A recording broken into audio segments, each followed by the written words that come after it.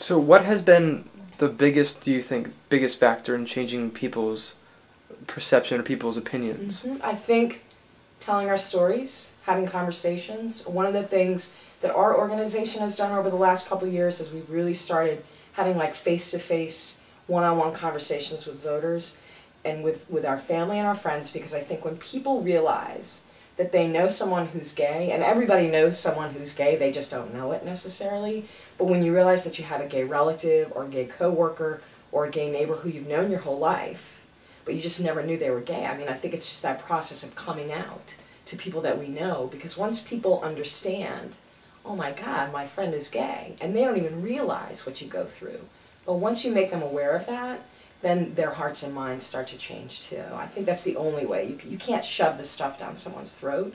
I mean, I think there were times when it was really necessary for us as activists to be really loud and really out there, like in the early 90s with the whole AIDS thing. You know, that was really necessary because no one was paying attention to us. But I think as a society we're evolving to that point where it's okay to have these conversations. And my experience, which isn't a ton, you know, I've only been doing this for less than 5 years, but my experience has been, and my training and, you know, what I've seen work are those conversations. I think that's the only way to change someone's mind. I mean, you see it with your friends and your family, that they sort of transform once they understand what you've been through and how unfair it is that you're not treated as a full citizen, you know, that you don't have all the same rights as everyone else. People start seeing our relationships and our families and our kids. I mean, we have friends, we have people that are members of our organization who have been together for more than 30 years. And when you put those people up there and you see what their lives are like and the risks that they take because of the protections that they don't have, I mean, that gets to people. And I think that's how it works. I mean, I think that's the most effective way to do it. What do I know? One of the things I noticed being in Portland for a few days, just talking to people, is that it is very, even though it's a large gay community here, it's very close-knit, and people are very protective of each other. And I was talking to someone about the fact that, you know, I was standing in a bar, like, you know, trying to make eye contact, trying to talk, trying to be friendly, and people weren't having that because they didn't know who I was. And so I finally went up to someone. I said, you know, why is this happening? Why is this, you know, this way? And they said that it used to be in Maine about 10 years ago that people would go to the clubs en masse, and people would all come together in Portland en masse. But because of the internet now, so many people are like getting to know each other over the internet, and that it's kind of made it so that Maine, where before it was this huge state where everyone comes to these small places, it's now open and people can get to each other in their own towns. Has the internet worked for your group, or have you? Yeah, I mean, I think to some extent, of course, it's a really big state. I don't think people realize how large it is, and so you know, for people who live in the northern part of the state, there really was never any connection before, and I think the internet, in that sense, is fantastic because I think it connects people who geographically would find it impossible.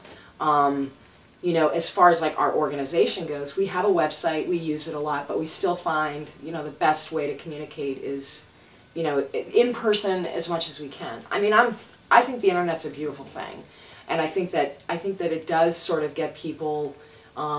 It's an easier way to socialize. It's an easier way to meet people. It's safer, and so I guess I'm an old-fashioned girl.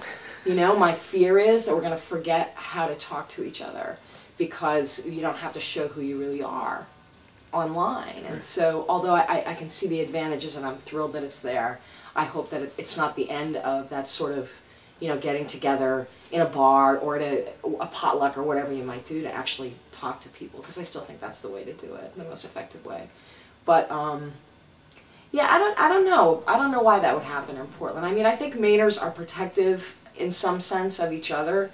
There's a real take care of your neighbor thing going on here, and you know, the deeper you get into the generational stuff, the more people will say, if you weren't born here, you're not from here. You know, that it's kind of a funky thing. But having said that, I think that Portland is becoming more of a I mean, I think a lot of people from other states are moving into Portland because it's not as big as Boston, and it is more accessible, and it is a very close-knit community. I mean, you can walk down the street and you're always going to see someone that you know, but we still have a lot of cultural stuff, and you know, it's still a really fun city to hang out in. But, yeah, definitely. yeah, I like it. So, what's on the plate now for your group? What are you working on? Well, it's really important for us to. This is an election year in Maine, so it's really important for us to make sure that our friends get reelected and are in Augusta helping make decisions. We know that, like nationally, what's happening with the constitutional amendments, we're sure that Maine is on the radar for such a thing. We fought one back last year, trying to amend the Constitution so that marriage can only be between a man and a woman. We fought it back, we beat it, and we want to continue to do that because in Maine, in order to amend the Constitution, you have to have 2/3 of the House and 2/3 of the Senate vote, and then it goes out to the voters. And we don't want it to go out to the voters because we strongly feel that we're not ready for that. So we will try to get the right legislators back up there to make sure that that doesn't happen. I think, like I mentioned before, I think there's a lot of educating to do within our community, with our friends, and we're going to start with our support base and build up our relationships that we made over this past year during the campaign. I think people need to start seeing that we're not just workers, and we're not just people who own houses or rent houses, but that we're families too. So I think it's going to be really important for us to continue to educate people on that sort of thing. I mean, I don't know what's going to happen nationally. I think what happens in California this year will be really important if they can beat back a constitutional amendment.